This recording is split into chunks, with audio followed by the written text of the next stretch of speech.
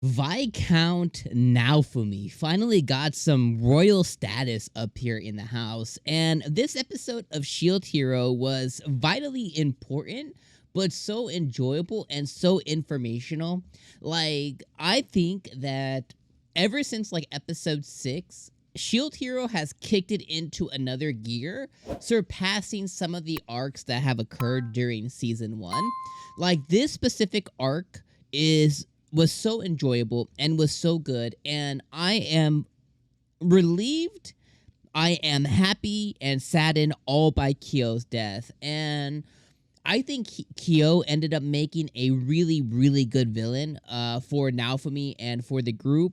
And this episode did really well to for us to understand their motivations. So the episode started off with Kyo, his backstory, what his motivations were, along with how Naofumi was the contrast to that. They basically showed like the yin and yang of how Naofumi and Kyo were in prior lives. Then we got a look into them going into finding Kyo. Then Kyo making the monsters, making the homunculi, making the girls into like these bakugo or bakugin, or I don't know, basically like lions/humans. Then we have the whole entire arc of getting the mirror vassal weapon. Ravtalia being just an absolute delight to watch anytime she's on screen now. She has just stepped up like 12 levels at this point. Then we get to see 𝐒𝐡 come back a little bit. We get to see Naofumi almost be taken over. We get to see a lot of really harsh realities being verbalized by Naofumi to Risha, him taking it back, not really meaning it. Him having a conversation with the dragon, him being saved by 𝐒𝐡, them defeating Kyo, and then having a very hardened parting words with Kizuna and with Glass and Lark and Therese.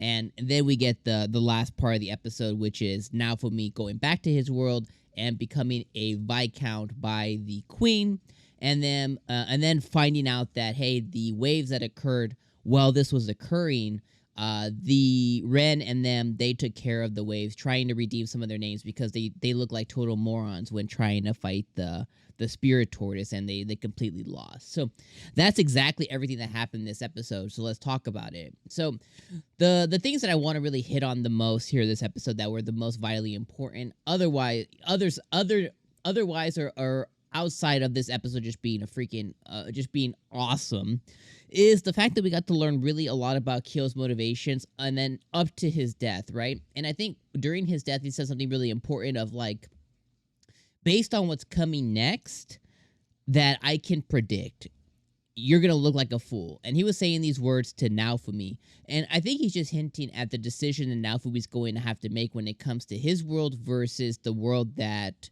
Kizuna and Lark, Therese, and Glass inhabit, right? I think he's just referring to a decision that's going to have to be made somehow, because obviously Kizuna in this world is going to go and investigate any other option that they have outside of just defeating each other. And when Naofumi gets back after, the congratulatory stuff, he's going to do the same thing.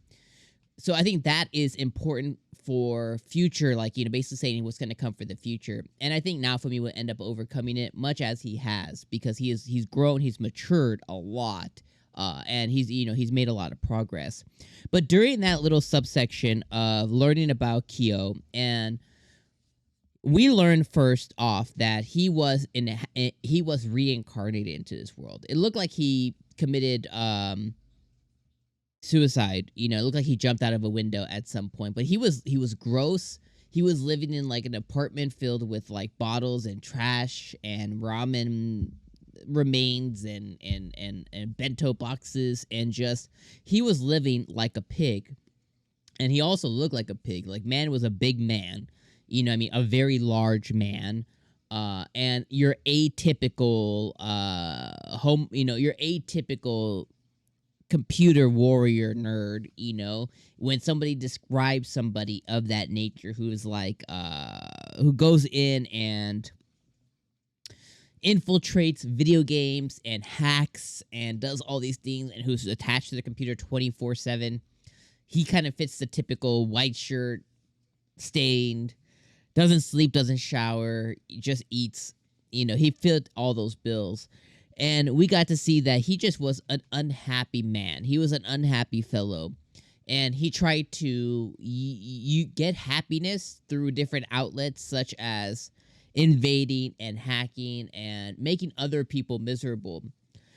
So after death, when he got reincarnated to this world, he looked at this world as a second chance at life, which is a good attitude to have. But instead of utilizing it and bettering people, he continued what he did in his prior life, but in a magical way, in this way. And he was looking for control and for power and for all the things that were very selfish. And this episode just gave us a good dose of reality of what he was and who he was at his core, that didn't change in the 20-30 years he lived before and the 20-30 years that he lived after in this second life. And he was who he was at his core. I think that's vitally important to really call out about his motivations. Now, obviously, Naofumi was able to overcome him, and obviously it did lead to his death, and rightfully so. And it did feel vindicating, and it felt good. But at the same time, you definitely understand you have to feel some type of empathy for people like him who do exist in this world. I love the growth that it showed for Naofumi, though, for him to be able to overcome his demons, essentially. I love how we got to see more of Risha's growth, and for her to realize of these hurtful things that are being said to her. Understand that that's the reality. That's how people view her, and that's how probably her party initially viewed her. That's how Naofumi initially viewed her. But she's been working extremely hard to overcome that and change that, and she has changed a lot to where the bow hero is her main goal, but isn't at the same time. It's diminishing as time just ends up going on, and I think that's important. Then the episode, outside of all the things that happen in between, you guys know. Then the episode ended with showing us what's coming for the future, talking about how they're gonna have to be prepared for what comes next. They showed us another vassal weapon wielder, potentially one of the 7-star heroes of Naofumi's world, or maybe it's another hero from the world that they just came from.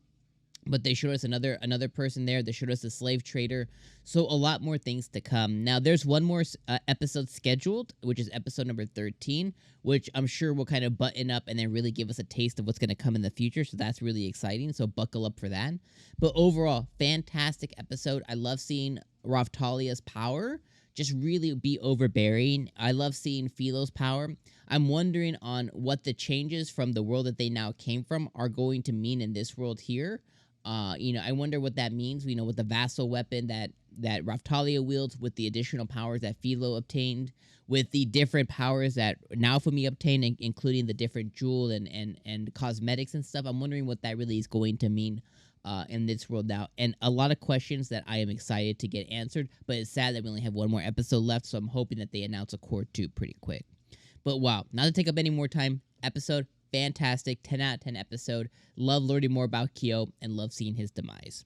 All right, let me know what you thought about this episode down in the comments below. As always, thank you for being here for Shield Hero Wednesdays, my friends, and I'll see you guys next week for the last episode. Peace out, my friends.